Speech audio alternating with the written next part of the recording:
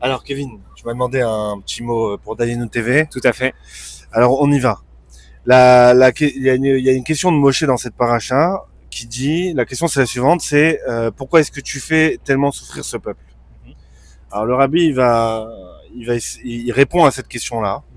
Il dit qu'en réalité l'esclavage qu'on a subi en Égypte, c'est pour préparer la délivrance, donc la sortie d'Égypte. D'accord? Et malheureusement, pour préparer cette délivrance-là, il fallait passer par certaines souffrances pour que par la suite, ils puissent sortir d'Égypte. Et donc le dur labeur. Épreuve. Ouais, exactement.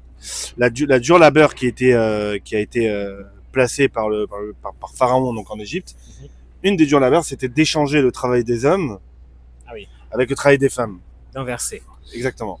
Ils ont échangé les deux. Donc les hommes faisaient le travail faisaient le travail de femmes, les femmes faisaient le travail d'hommes. Donc la question que pose le rabbi, c'est en quoi, concrètement, surtout à cette époque-là, on peut dire que le travail d'une femme était beaucoup moins fatigant que le travail d'un homme. Bien sûr.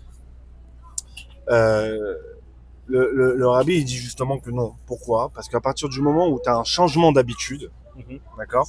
À partir du moment où tu as un changement d'habitude, le fait que tu changes tes habitudes, c'est un effort considérable pour n'importe quel être humain.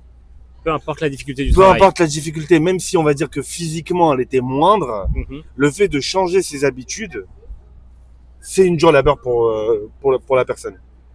Surtout que c'était pas dans les gènes de l'homme, on va dire, de se positionner en tant que femme. Exactement, c'est-à-dire que à l'époque, les femmes effectuaient un certain travail et l'homme un certain travail également. Et le fait que l'homme fasse le travail de la femme et que la femme fasse le travail de l'homme, le fait de changer l'habitude, d'accord, c'est ça qui provoque la dure labeur. Alors maintenant, on va aller dans un esprit dans l'esprit chassidique. Qu'est-ce que ça signifie? Le rabbi il dit clairement, il dit qu'aujourd'hui, de la même manière que les Béné Israël, ils ont préparé leur délivrance, donc la sortie d'Égypte, ils sont passés par cette dure labeur qui est le changement d'habitude. Aujourd'hui même, on doit pouvoir nous changer nos habitudes pour préparer la délivrance avec Mashiach Tzidkenu. Comment est-ce que ça fonctionne, ce changement d'habitude-là? Il y a un principe qui est connu dans le Tanya, on dit qu'à l'époque, on devait étudier on devait étudier, quand on apprenait 100 fois un texte, on le connaissait, on l'avait étudié.